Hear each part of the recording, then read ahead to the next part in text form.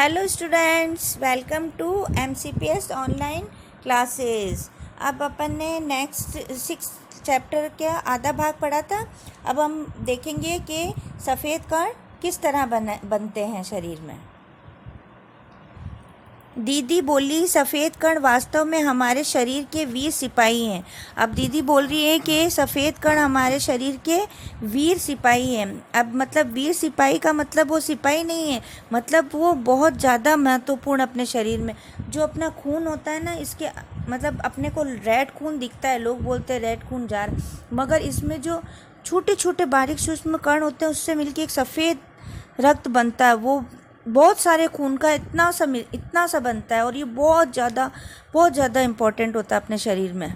जब रोगाणु शरीर पर धावा बोलने की कोशिश करते हैं, अब जैसे जो बीमारी वगैरह होती है ना, वो अपने शरीर पे जब धावा बोलने लगती है ना, तो ये इनसे अपने को बचाते हैं। तो सफ़ेद कण उनसे डटकर मुकाबला करते हैं और जहाँ तक संभव हो पाता है रोगाणुओं को भीतर घर नहीं करने देते। मतलब जहाँ तक हो सकता है ना, ये अपने शरीर की रक्षा करते हैं बीमारियों से। बस संक्षेप में यूँ मान लो कि वे बहुत से रोगों से हमारी रक्षा करते हैं, बहुत सारे रोगों से हमारी रक्षा करते हैं। और बीमाणुओं का काम है चोट लगने पर रक्त जमाव क्रिया में मदद करना। मतलब बीमाणुओं का काम होता है रक्त चोट लगने पर भी अपनी देखभाल करना। रक्त के तरल भाग प्लाज्मा में एक विशेष किस्म की प्रोटीन होती है। अब मतलब रक्त यानी खून में एक भाग प्लाज्मा का होता है। मैंने आपको बताया था ना बेटा, 2 भाग होते हैं, एक प्लाज्मा होता है जो रक्त वाहिका की कटी फटी दीवार में मकड़ी के जाल के समान एक जाल बुन देता है। अब ये एक जाल बुन देता है। बीमाणु इस जाले से चिपक जाते हैं। बीमाणु जो होते हैं वो इस जाल में चिपक जाते हैं और इस तरह दीवार में आई दरार भर जाती है। अब जैसे ये घुस नहीं पाते हैं, बीमाणु जाल की तरह फैल जाते हैं और चिपक जाते हैं, तो ये अंदर नहीं आ पाते, जिससे रक्त बाहर निकलना बंद हो जाता है। जो रक्त होता है ना अपना, वो बाहर निकलना बंद हो जाता है। अनिल बोला, दीदी लेकिन घाव गहरा हो तब तो खून बहता ही चला जाता है। अब उसने कहा मगर घाव अगर गहरा होता है तो खून तो बहता ही जाता है। हाँ, ऐसे समय में उस व्यक्ति को जल्दी से डॉक्टर के पास ले जाना चाहिए। अब देखो, थोड़ा सा मतलब कट लगा हुआ होता है ना, तो ये बंद कर देते हैं, जो ये सफ़ेद का प्लाज्मा ये सब कोशिश करके बंद कर लेते हैं। मगर अगर ज़्यादा लग जाती है ना, तो डॉक्टर के पास जाना चाहिए, क्योंकि खून बंद नहीं होता है और खून ज़्यादा जाता है तो अपने सफ़ेद कण भी जाते हैं उसके साथ, तो वो हानिकारक होते हैं। ज़रूरत समझने पर ऐसी स्थिति से निपटने के लिए कुछ टाँके भी लगाने पड़ सकते हैं।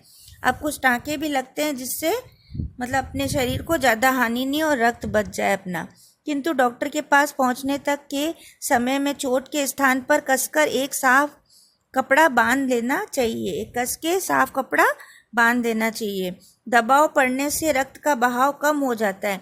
अब अपन दम लगा के बांध देते हैं ना, तो खून कम बहता है, जो उस व्यक्ति के लिए काफ़ी लाभप्रद सिद्ध हो सकता है। किंतु अगर बहुत अधिक रक्त बह जाए तो उसे रक्त चढ़ाने की ज़रूरत भी पड़ सकती है। दीदी ने समझाते हुए कहा कि भाई अगर ज़्यादा रक्त चला जाता है तो अपने को खून चढ़ाने की ज़रूरत भी पड़ती है। अनिल ने कहा, क्या ऐसे समय में किसी भी व्यक्ति का खून काम आ सकता है? अब अनिल तो बच्चा है, वो समझता नहीं है। उसने कहा कि किसी का भी खून चढ़ा सकते हैं ऐसे में। दीदी बोली, अनिल हर किसी का रक्त एक सा नहीं होता। अब उसने कहा हर किसी का रक्त एक सा नहीं होता, इसमें भी ग्रुप होते हैं बेटा, A group, B group, C group, A+, B+, ऐसे अलग अलग तरह के ग्रुप होते हैं। A पॉजिटिव, O पॉजिटिव, ऐसे कुछ विशेष गुणों के आधार पर रक्त को 4 मुख्य वर्गों में बांट दिया गया है। ज़रूरतमंद व्यक्ति के रक्त समूह की जांच करने के बाद उसे उसी रक्त समूह का रक्त चढ़ाया जाता है। अब इसने कहा खून को 4 भागों में बांट दिया गया है। अब हर किसी का खून नहीं चढ़ा सकते अपन, उसकी पहले जांच होती है। अगर वो खून मिलता है उससे तो ही चढ़ा सकते हैं, वरना नहीं चढ़ा सकते।